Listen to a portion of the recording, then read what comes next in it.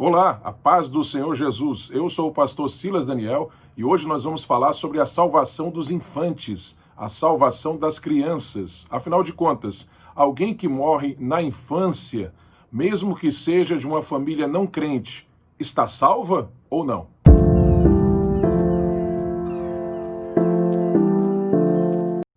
Há diversas correntes dentro do cristianismo a respeito deste assunto.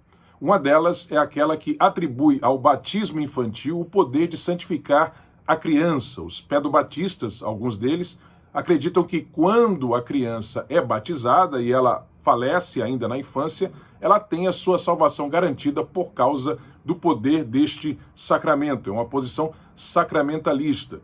Nós temos também aquela posição que defende que se o filho ou a filha que morre na infância é de uma família crente, então por causa dos pais que santificam essa criança, a salvação dessa criança está garantida. Temos também a posição adotada pelos calvinistas mais rígidos, a posição da Confissão de Westminster, lá no seu capítulo 10, seção 3, que afirma, que assevera que somente as crianças eleitas é que serão salvas, ou seja, se a criança morre não sendo parte do grupo dos eleitos, ela irá para o inferno. Mas se a criança morre sendo do grupo dos eleitos, daqueles predestinados para a salvação, então essa criança vai para o céu. Temos também aquela corrente que afirma que a obra de Cristo apagou a culpa de Adão de todos os seres humanos, mas não a sua natureza pecaminosa.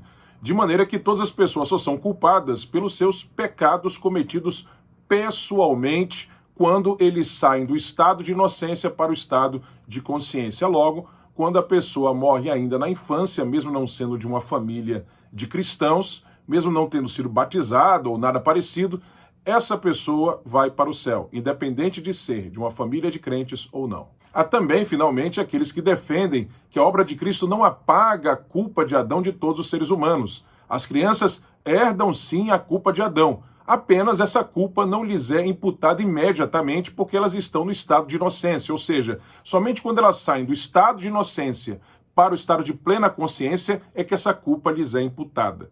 Isso significa que as crianças, quando morrem, elas vão ser salvas, todas elas, independente de serem de famílias de cristãos ou de não serem de famílias de cristãos. Bem, mas objetivamente o que a Bíblia afirma sobre esse assunto?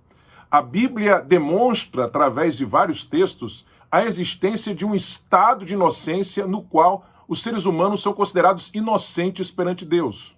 Claramente o texto bíblico se refere a esse estado de inocência como sendo os primeiros anos de vida do ser humano, o período da infância. A Bíblia fala claramente isso, por exemplo, em Deuteronômio capítulo 1, versículo 39, e em Isaías 7, 15 e 16, que falam de uma idade em que a pessoa não consegue distinguir ainda entre o bem e o mal, se referindo de forma direta à infância.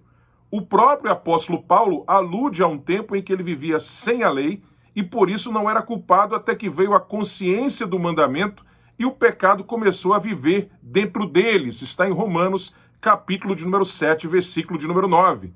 Sem dúvida, ele se refere ao seu estado de inocência na infância. Em Jeremias, capítulo de número 19, versículo de número 4, Deus chama de inocentes os infantes.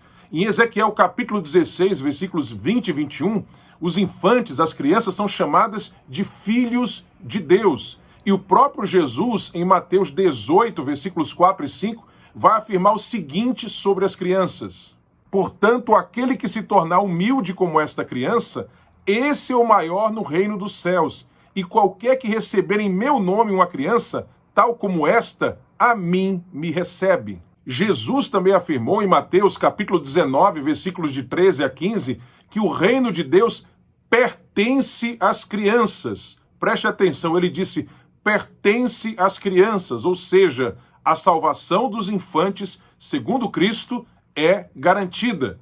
Aliás, para alguém se perder, é preciso que essa pessoa seja julgada segundo as suas obras. A Bíblia diz que Deus julgará as pessoas segundo as suas obras. E dificilmente uma criança no estado de inocência se encaixa nessa situação. A palavra de Deus trata como indesculpáveis apenas aqueles que estão claramente no estado de consciência. porque ela fala daqueles que irão se perder como pessoas que rejeitaram conscientemente a luz da revelação divina. Lembrando ainda que Jesus disse que da boca dos pequenos Deus extrai o perfeito louvor e que as crianças são exemplos de como nós devemos ser no reino de Deus. Ora, por todos esses textos já é clara a salvação dos infantes. Mas como se não bastasse isso, nós temos ainda um texto que se encontra lá no Antigo Testamento que narra a morte do primeiro filho de Davi com Batseba. A Bíblia diz que ele morreu ainda bebê e que, por ocasião da sua morte, o seu pai, Davi, asseverou a certeza, a convicção cimentada de que um dia o encontraria na eternidade. E Davi várias vezes afirmou, como podemos ver, por exemplo, no livro de Salmos, a certeza da sua salvação.